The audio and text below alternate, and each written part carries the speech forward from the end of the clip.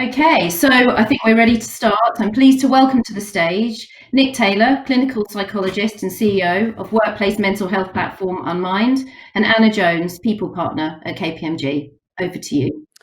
Hello, everybody, and thank you so much for joining this session today.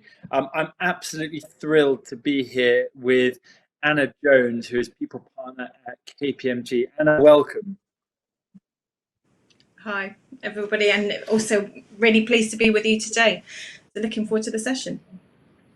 It's going to be a really interesting opportunity today to speak about the work that KPMG has been doing to support the well-being of your people. And I think one of the things that would be particularly interesting to dig into would be thinking about the diversity of the KPMG workforce. But before we get into that, can I just ask you to introduce yourself and a little bit about KPMG? Whilst everyone will undoubtedly know KPMG, one of the most recognizable brands in the world, a bit of context about the nuances of the team and some of the challenges you face would be fantastic. Yeah, of course. So Anna Jones, I'm what we call an audit partner. So I spend my time working with audit clients on financial statements, but actually a big part of my role is I have responsibility for 5,300 of our 17,000 workforce at KPMG for all aspects of their working life. But in addition, I am one of our partner sponsors for our Be Mindful network, which is a focus on mental health within our firm. So have a very vested interest in the topics today and the well-being of our people. In terms of the firm, you say you know the brand, but we do a huge amount. Audit is probably what everybody knows us for.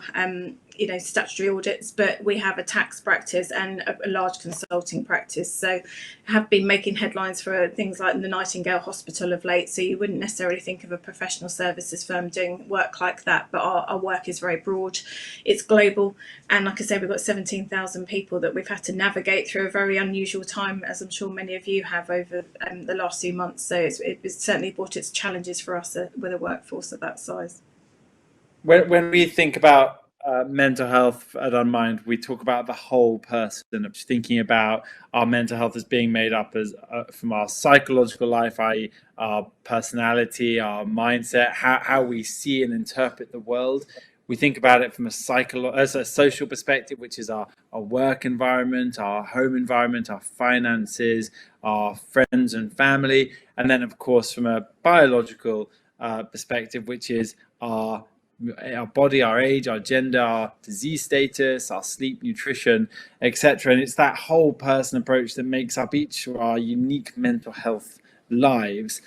When you've got as many people as you're talking about, 17,000 people, that's a lot of diverse experiences that people have in their life that contribute towards their mental health. How do you think about diversity in relation to mental health, and how do you go about structuring a well-being strategy to cater to that many people? Yeah, of course. And I guess one of the great things about us at KPMG is we have people from all over the world. So I look after our audit practice, and then with that we have over 70 countries represented. 20% of our workforce have joined probably in the last 2 to 3 years from other countries. So that brings diversity in cultural elements. It also just means that we have to think a little bit differently around how do people approach their health, their mental health, because some countries will be really keen to talk about these things, others will be really closed and need really trusted relationships before they're willing to open up with the organisation or their management teams.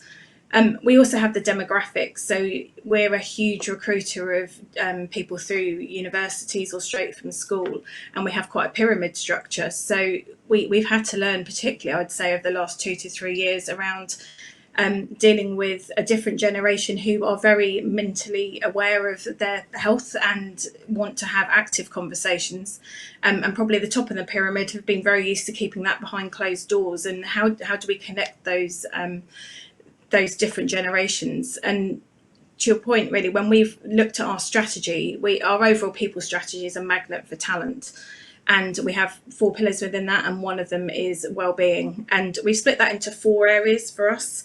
It's been around preventative health, So how do we help people prevent in the first place? We work in quite a stressful environment, and how do we spot the signs before something goes wrong? Mental health and mental well-being, and obviously a key topic of today.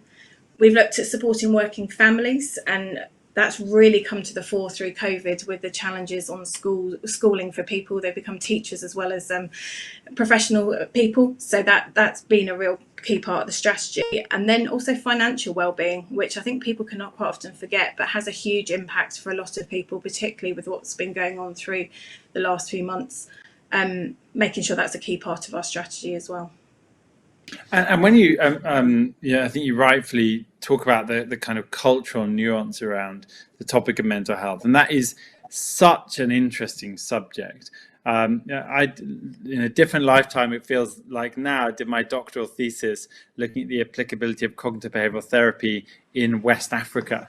And with that came the wider topic of, applying kind of essentially what is often a predominantly kind of Western model of mental health into regions around the world that doesn't necessarily resonate. Do you think about the kind of, when you're thinking about the cultural interplay of mental health, do you think about the language that's being used? Do you think about the forums in which it's being discussed? What sort of steps do you take to ensure that people are able to engage in it in a way that's culturally appropriate to them? Yeah, and I would say the language we use is something has absolutely come to the forefront, particularly as we've gone through Black Lives. We've had another really think about ourselves, and I'm sure many organisations have as well, and absolutely is a consideration. One of the big things we've been on this journey for 2 to 3 years really in its earnest, and where we started was saying we recognise that people will interact with the organisation in very different ways. So that could be somebody wants to do something really privately, so perhaps need an online solution, something that's really highly confidential that they don't need to talk to somebody about. Or it might be that they really need that in-your-face line management support, training, hands-on support day to day. And so the whole suite of support and training that we provide people caters to that whole need really, and recognise that, if you looked at KPMG's website and where you can get support, there will be a vast array, and that might sound confusing, but it also recognises the diversity of the need that we have, and one size does not fit all. And that's absolutely been critical to us as we've navigated through this whole strategy over the last 2 to 3 years. I think that there's two things I really like in what you've just described. One is the idea of that you have for a diverse workforce, it's important you offer a diverse well-being strategy that will cater to different preferences and of different people. But the other thing that really I think is such an appropriate word around well-being is journey. It's not something that you just do and then it's done. It's something that is ever evolving and needs to be constantly considered and revised. And of course, and perhaps we can touch on this now, what we have all been through in 2020 is an experience that we never predicted, probably, well, most of us never predicted would ever be something we would have to navigate. And what a journey and difficult one it's been. What for you are the kind of biggest learnings over 2020 kind of around well-being amongst COVID? What's maybe the key takeaways for you? Yeah, it's interesting. I was talking to about 100 of our new leaders in the firm yesterday who have just got promoted into new roles, and we were reflecting about how we changed as leaders through this. And I guess my massive thought through this has been how I changed my leadership style to support people. And we're very collaborative as an organisation, allow people to grow for themselves, think for themselves, come up with their own ideas. And we had a fear in the organisation. Nobody knew the answers. I certainly didn't know what Boris was going to do tomorrow, but our people were looking to us and saying we needed to know. And I took the opportunity and the need from our organisation to be a lot more directive, to give stability and support to people when they most needed it. And actually, when we've been reflecting now, 5-6 months on, that is one of the critical things that's really supported our people, because you think of our workforce, we've probably got 50% of people that live on their own. They're probably living in conditions that weren't set up for working. They were out partying and then using the office to do their work. They were never using their living spaces to do what they're doing today, and they just needed you to be there to give that stability. And that the whole communication that's come with that has been an absolute critical point for us, because then when they do need help, they know they can come to you, and there's some authority and support there that can get something to them quickly. So that's been a massive learning for me through this process. That is so interesting. So we often hear in relation to the topic of mental health that leaders have such a key role to play in helping to set the tone of the organization and encourage people to speak openly. But I love that idea, building on that leaders also being dynamic to this environment. It's, the old leadership model also needs to be looked at into how to support people's well-being during this time. Do you think that new leaders in organizations are better equipped because they're coming from a generation that perhaps is more comfortable to talk about mental health and well-being? Or do you think that it's the same for any leader, irrespective of experience, that this is a new day and it requires a new set of leadership skills? Yeah, I'd reflect that this has been so uncertain that it's impacted everybody in our organisation. Even our most experienced leaders have felt uncertain and needed support, and our most junior people. But what COVID has brought us is an opportunity that the vulnerability could come out, because it was uncertain and people didn't know all the answers. It's allowed more conversations, and whether that's about the subject matter you're working on, or actually how you're actually feeling, and talking about your background, and having an opportunity to spot some of the signs where people are working and having those difficulties. I think it's allowed all levels of the organisation to understand that. And where we might have been quite hierarchical in the past, when you speak to anybody in our organisation, you're seeing the dog in the background, you're seeing all the things that the kids coming in and what have you. That's broken down the barrier to a first year that comes in, or a 20-year partner in our organisation, which you don't get in the office. So I think all of those things have allowed everybody to evolve in who they are and be more collegiate and supportive in their teams. And that's probably one of the biggest prides I have with KPMG, is how supportive our whole organisation has been to each other. That's been a massive impact. That's an amazing thing to be able to say, and I'm sure that there's a lot of pride amongst people at KPMG that that's the case. I think often in the past you'd hear people talk about bring your whole self to work, which I know had mixed feelings from some people as a kind of phrase, but really in today's world it is actually quite difficult, not at times, especially if you're working from home, not to bring your whole self to work, because invariably you are having to balance multiple different kind of parts of your life in one time.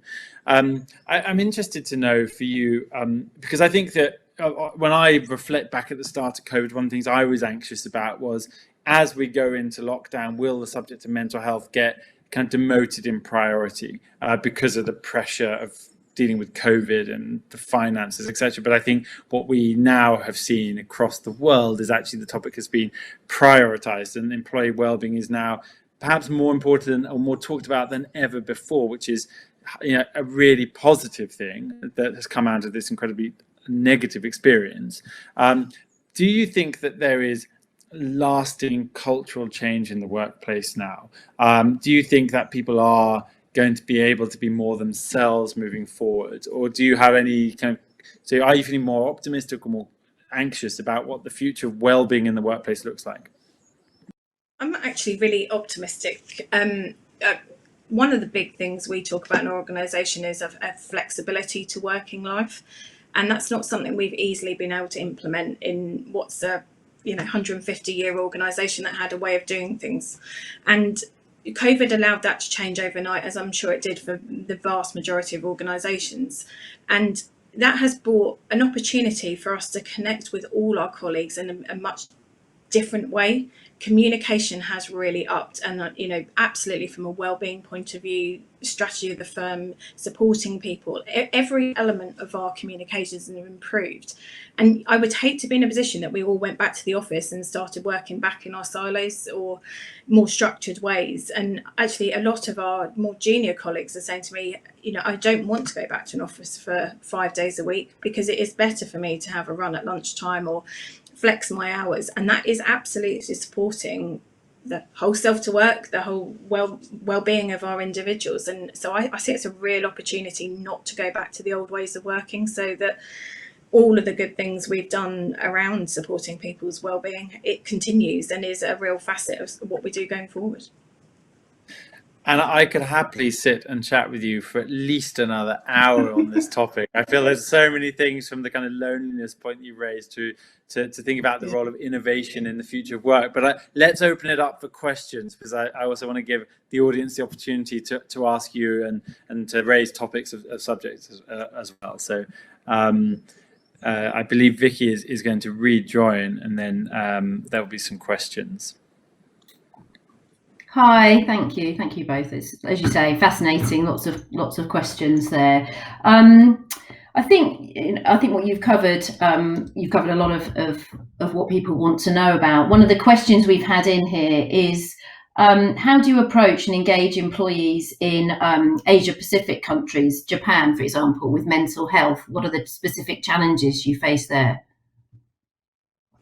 Yeah, it's interesting. So I don't have personal responsibility for Japan, but we do have Japanese colleagues that work in our environment, and I'd stretch that to Asia as a whole. And what we've really tried to do is be really careful about who we have as buddies and mentors for individuals, recognizing that you needed people that understand the culture and the background as somebody to perhaps spot issues or to be an open support. So if we have any concerns over somebody, we typically try and find somebody that might understand them culturally, to have a check-in conversation and just say, are you okay? And take it out the line management, because, you know, I do appreciate that not just Japanese, but many cultures are very closed, and you have to appreciate that. So we try and use the informal networks a lot to help in those situations. I think that's something so interesting there as well, thinking about the collective versus the individualistic aspects of some cultures and how that impacts on the way in which the conversation around mental health can occur. But that's definitely a bigger topic for another day, but it's so interesting to think about that cultural interplay. Brilliant. We've had another question in here about what specific health support services do KPMG offer, Anna? Well, how long have we got? So we have a whole array. So we have a preventative. So we encourage our colleagues to engage in apps like Unmind that we use. We have self-assessments you can do that trigger further support if needed. We have an app called Babylon, which is a 24-hour 365-day a week online GP service, so people can use that in the comfort of their own homes in a confidential way. We have the employee line that, again, through AXA, that anybody can access on a confidential basis, doesn't get reported back to our organisation. So all of those is a bit of self-help for people, but then we also have more interventions if we need them. So we have occupational health assessments, we have training that is a huge part of prevention, as well as allowing people to be comfortable with how do we support ourselves and how do we understand our own well-being, but also how do we support others in our teams. We work in large teams. How do you support those signs? So there absolutely isn't one thing that we do. We have that whole range of services that allow us to really deal with the issues before they occur, and when we really need to make interventions, we have that support available. So yeah, like I said, we could probably talk about it for hours, but there's a lot of it. So we've just got a minute to go, so I have got another question here that I just want, is kind of building on the previous question. So we've got a question here about, I work across EMEA and APAC territories, and I find it tricky to find suitable mental health providers that can work with global organisations and smaller headcounts. Have you got any advice on that? I'm not sure. Nick, is it something you've come across? Probably not something. I don't personally negotiate with providers, so I probably have less input on that one. I'm very happy to share some thoughts on that. So, I mean, I think that the global strategy piece is often a struggle for organizations to roll out a mental health platform that is able to scale globally. And I think that we are seeing an increased amount of innovation in the digital space, and certainly, Unmind works globally with organizations. So we're live in over 100 countries, for example. But I think the question might be focused around, for smaller organizations who perhaps can't access those, how do they go about them? One thing I would say is, do reach out to Unmind if you want to speak with us, but equally, and we might be able to point you in the direction of some other people that might be able to support. But equally, I think there are some incredible services regionally in different areas of the world as well, that might be able to support in specific regions for smaller workforces. And again, if whoever asked the question wanted to get in touch, we might be able to point in the right direction. My email is nick@unmind.com, so feel free to get in touch. Excellent. Thank you both. So we've come to the time for the session, but I wanted to say that was fascinating, and as you say, you could probably talk all day on these topics, and I'm sure the audience enjoyed hearing specifically about what you're doing, Anna, at KPMG.